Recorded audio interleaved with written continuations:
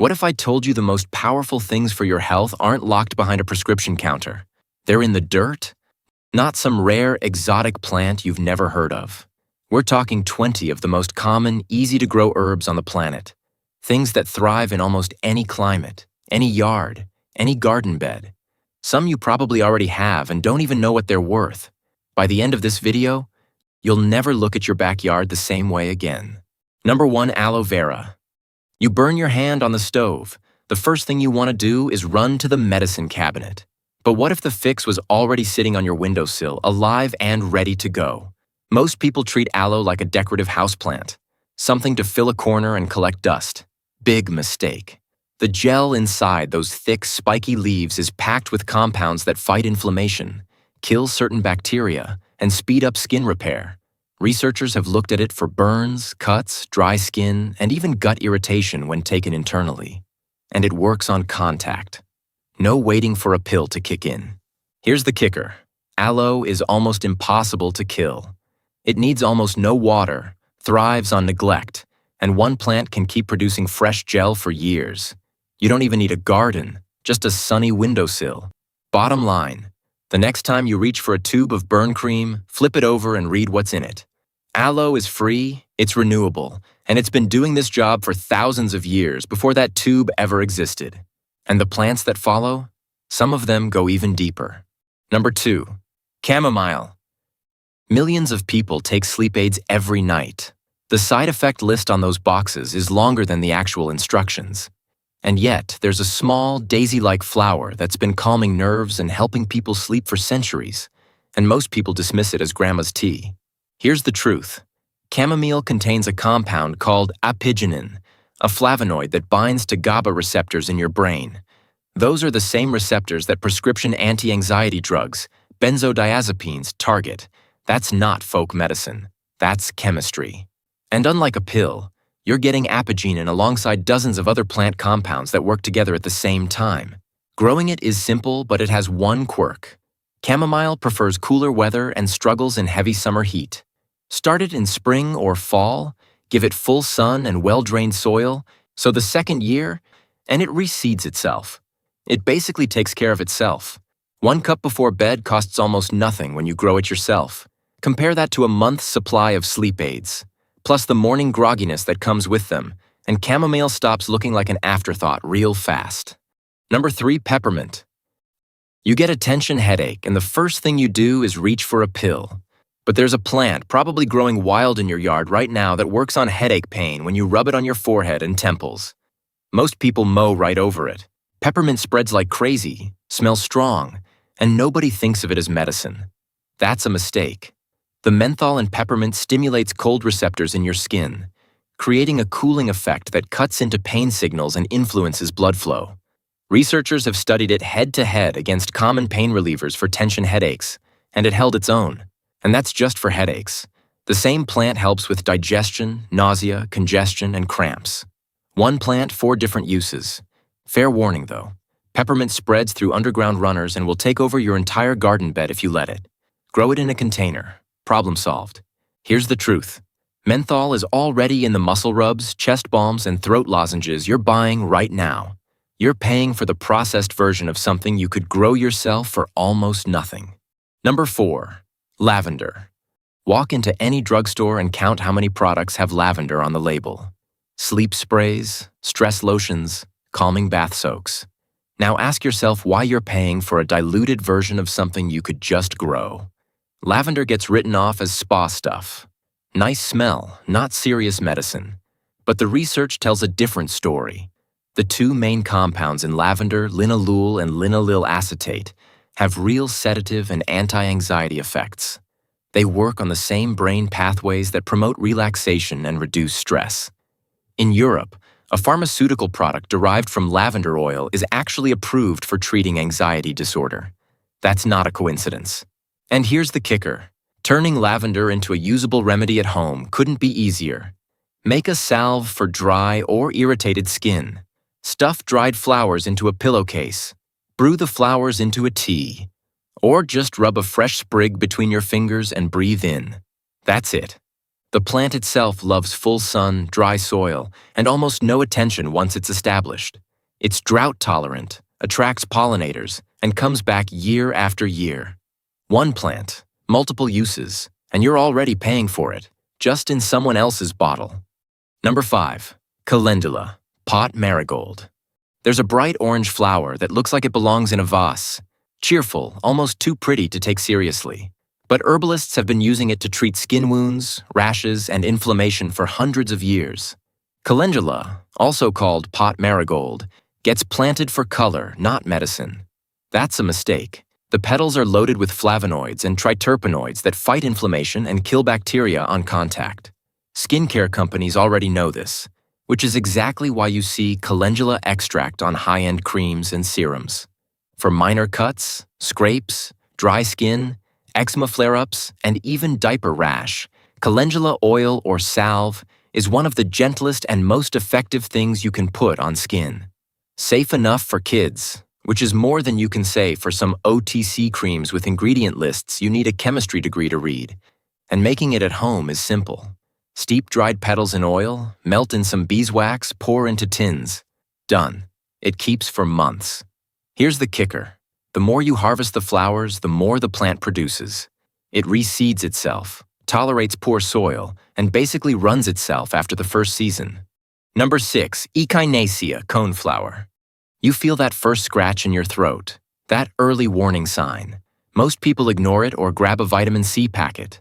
But that's exactly the moment echinacea works best, and timing is everything. Echinacea is one of the top-selling herbal supplements in the US. Most people buy it in capsule form at a serious markup. Here's the truth.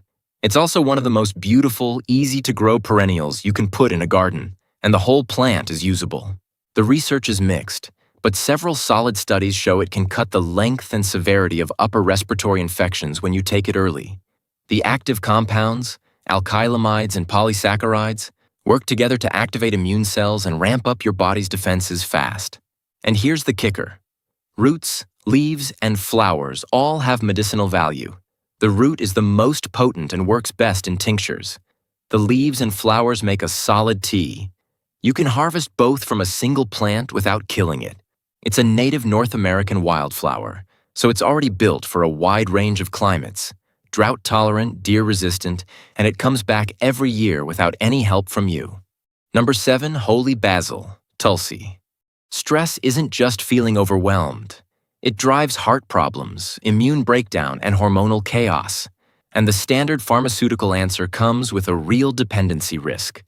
But there's a plant that's been growing in Indian gardens for thousands of years that handles stress from a completely different angle. It's called Tulsi, or holy basil. And it's not the same as the basil you put on pizza. Not even close. Tulsi is an adaptogen, meaning it helps your body actually regulate its stress response. It works on your cortisol levels, your immune system, and your blood sugar all at once. That kind of multi-system action from a single plant is rare. Studies back this up. Lower cortisol, better cognitive function under stress, more stable blood sugar, real, measurable effects. And here's the kicker. You don't need capsules or tinctures or any extraction process. You just brew the fresh or dried leaves into tea. That's it. The plant itself grows fast in full sun, smells incredible, like clove and pepper mixed together, and you can harvest it all season and dry leaves for winter tea. Number 8. Lemon balm. It smells like lemons. It spreads like crazy. And most people who find it in their yard pull it straight out, which means they're throwing away one of the best natural remedies for anxiety and nervous tension you can grow. Lemon balm is in the mint family, so yes, it spreads fast and wide. But that same toughness is exactly what makes it so easy to grow and harvest in big amounts. The active compounds, rosmarinic acid and other polyphenols, work on GABA receptors in your brain. That's the same pathway anti-anxiety medications target, but without the sedation or dependency risk. It also has real antiviral properties. Applied to the skin, it's been studied for herpes outbreaks, and the results are solid. Here's the kicker. The fix for its spreading habit takes about 30 seconds. Grow it in a container. One large pot gives you more than enough for a full season of tea. Bottom line, Most stress relief supplements list lemon balm extract as a key ingredient. You could grow the whole plant for the cost of a single seed packet. Number 9. Sage. Most people pull sage out of the spice cabinet once a year, Thanksgiving stuffing, and forget it exists the other 364 days. That's a serious waste of a serious plant. Here's the truth. Sage contains compounds that block acetylcholinesterase, the exact same enzyme that Alzheimer's drugs target. Rosmarinic acid, carnosic acid, salvionolic acids, these are the active players, and researchers are looking at them hard for memory support and cognitive aging. That's not folk medicine. That's the same pharmacological mechanism as a prescription drug, growing in a pot on your porch. But the brain stuff is just the start. Sage is also a strong antimicrobial. Gargle a strong sage tea when your throat is sore and it goes to work on the bacteria directly. Studies have also shown it can reduce the frequency and intensity of hot flashes in menopausal women. One caution: thujone, a compound in sage, gets toxic in high doses, especially in concentrated essential oil form. Cooking with it? Completely safe. Just don't start downing straight extracts. A common kitchen herb that shares a mechanism with pharmaceutical cognitive drugs rarely makes the news. Number 10. Rosemary. Most people grow rosemary for cooking and never think twice about what else it can do. That's leaving a lot on the table. Here's the truth. Just smelling rosemary can change how your brain performs. Researchers found that a compound called 1,8-cineol, which gives rosemary its sharp scent, actually crosses the blood-brain barrier. People in rooms diffused with rosemary aroma scored better on speed and accuracy tests. That's a measurable effect from a smell. Beyond the brain, rosemary is a strong circulation booster. It's been used in scalp treatments for hair loss for centuries, and small studies back that up. It also has potent antioxidant and antimicrobial properties, which is why food and cosmetic companies already pay for rosemary extract to use as a natural preservative. Here's the kicker. You can grow the source plant in a 6-inch pot. It loves poor, dry, well-drained soil and handles heat well. In mild climates, it grows into a perennial shrub for years. In colder zones, just bring the container inside before the first frost. One caution. If you have high blood pressure, go easy on therapeutic amounts. Number 11. Thyme. You've got that lingering cough, the one that sticks around for weeks after a cold. You grab a bottle of cough syrup, but there's a tiny woody herb that Germany has actually approved as a licensed cough remedy, and you can grow it for almost nothing. Here's the truth. Thyme contains thymol, the same compound that makes Listerine work. But thymol does more than kill bacteria in your mouth. Combined with another compound called carvacrol, it relaxes your airways and loosens mucus. That's exactly what cough syrup is supposed to do, just without the long ingredient list. You can make a basic version at home right now. Steep fresh or dried thyme in hot water, add honey, and you've got the same mechanism that earned it regulated medicine status in one of the most medically strict countries in the world. And growing it? Almost embarrassingly easy. Drought tolerant, full sun, poor soil. Thyme actually thrives on neglect. It comes back every year and can handle foot traffic if you plant it between pavers. One harvesting note. Trim it before it flowers, or the leaves turn bitter and lose potency fast. Number 12. Yarrow. Soldiers in ancient Greece, medieval Europe, and the American Civil War all reached for the same plant to stop bleeding from wounds. Same plant, across thousands of years. That's not coincidence. That's a track record. Yarrow's scientific name, Achillea millefolium, literally comes from the legend of Achilles using it to treat his soldiers on the battlefield. And yet most people mow it down every weekend without a second thought. Here's the truth. Yarrow contains compounds called achillin and achillican that actually help blood clot and slow bleeding fast. Press fresh leaves directly onto a minor wound, and it goes to work immediately. It's also antimicrobial and anti-inflammatory at the same time, so it's fighting infection while it stops the bleeding. Beyond wound care, yarrow promotes sweating to bring down fevers, which is exactly how your body naturally fights infection. It's also been used for digestive cramping and as a bitter tonic. And here's the kicker. Yarrow already grows wild across most of North America and Europe. Drought-tolerant, self-spreading, flowers from late spring through fall. You probably already own this first aid plant. You're just mowing it down every weekend. Number 13, Plantain, Plantago major. You get stung by a bee. You're nowhere near a pharmacy, but you're standing on a lawn, and there's almost certainly a broad-leafed, flat little weed within arm's reach that can draw out the sting fast. That's plantain, not the banana. Plantago major, the weed you've been pulling out of your yard for years. It grows in sidewalk cracks, compacted soil, and disturbed ground everywhere. Indigenous peoples called it white man's footstep because it followed European settlers across the continent, and most people treat it like trash. Here's the truth. Chew a fresh leaf and press it onto a sting or bite. That's what herbalists call a spit poultice, and the relief is fast and real. The active compounds, aucubin and allantoin, fight inflammation and speed up skin repair. Allantoin, by the way, is already in commercial skincare products. You're growing it for free, and it goes beyond stings. Young leaves are edible. Toss them in a salad or cook them like spinach. Related species produce psyllium, which has well-documented effects on cholesterol and digestion. You don't need to grow plantain. It's already there. Number 14, dandelion. Americans spend hundreds of millions of dollars every year on herbicides to kill dandelions. At the same time, they're buying liver support supplements, digestive bitters, and vitamin-rich greens at the health store. The plant they're poisoning is the same plant they're paying for in capsule form. Here's the truth. Dandelion leaves pack more beta-carotene than carrots and more calcium by weight than milk. They're loaded with vitamins A, C, and K. The root stimulates bile production, which supports fat digestion and liver function.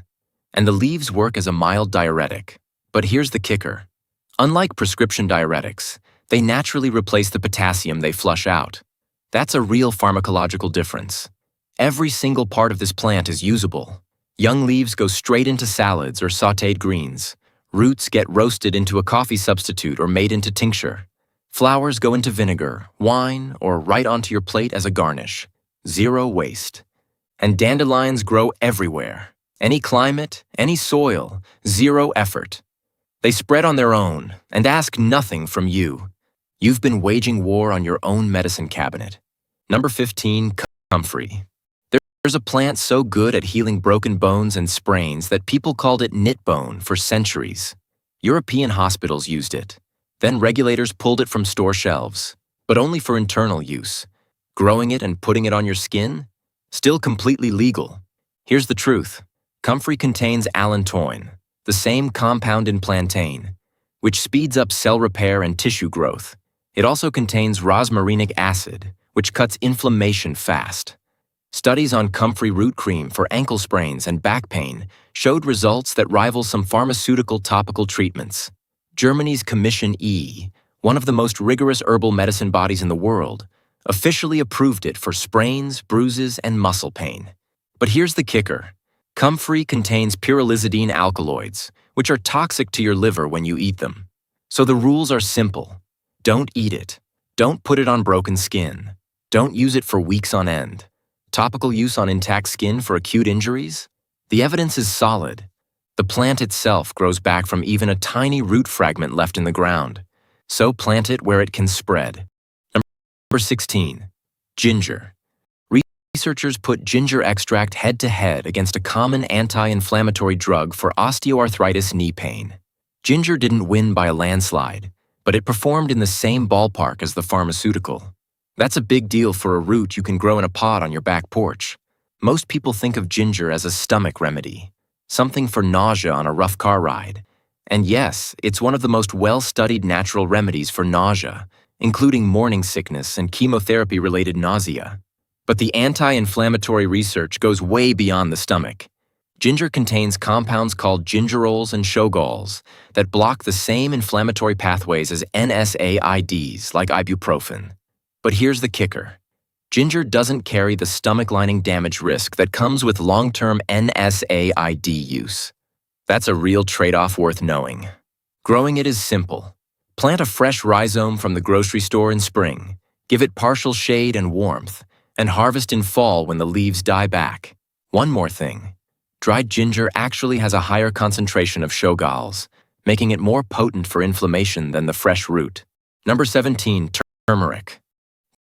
There's a billion-dollar supplement industry built around one root. Curcumin capsules on every health store shelf. Turmeric lattes on every coffee shop menu. And the actual plant behind all of it is one of the easiest things you can grow in a pot. Here's the problem with the capsule version. Curcumin, turmeric's main active compound, has terrible bioavailability on its own. Your body barely absorbs it. So the supplement industry adds piperine from black pepper to fix that.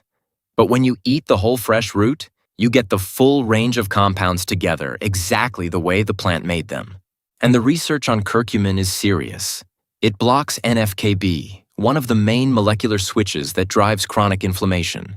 Studies have looked at it for arthritis, metabolic syndrome, and cognitive decline. The anti-inflammatory evidence is among the strongest of any single plant compound. Growing it is just like ginger. Warm, humid, partial shade. In cold climates, use a large container and bring it inside for winter. It takes 8 to 10 months to mature, but one planting gives you a real harvest. Add black pepper when you cook with it. That's your bioavailability fix, and it costs nothing. Number 18, garlic. Before penicillin existed, doctors were using garlic to treat infected wounds on the battlefield, not as folklore, as actual medicine. And the research on why it works is still being done today. Here's the truth. When you crush garlic, it releases a sulfur compound called allicin. That compound kills a wide range of bacteria, including some strains that antibiotics can't touch anymore. In an era where antibiotic resistance is a growing problem, researchers are actively studying garlic as an alternative. It's near the top of that list, and it goes way beyond infection. Garlic lowers blood pressure, reduces LDL cholesterol, improves arterial flexibility, and supports blood sugar regulation. One plant, 3 body systems. Here's the classic preparation. Fire cider. Raw garlic, ginger, horseradish, onion, and hot peppers steeped in apple cider vinegar. A jar costs a few dollars to make at home. A comparable supplement costs 10 times that. Growing it is simple. Plant cloves in fall, harvest full bulbs in summer.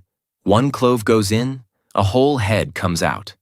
The original antibiotic grows in your garden and costs almost nothing to produce. Number 19, fennel. Bloating, gas, cramping after a meal. Doctors hear these complaints every single day.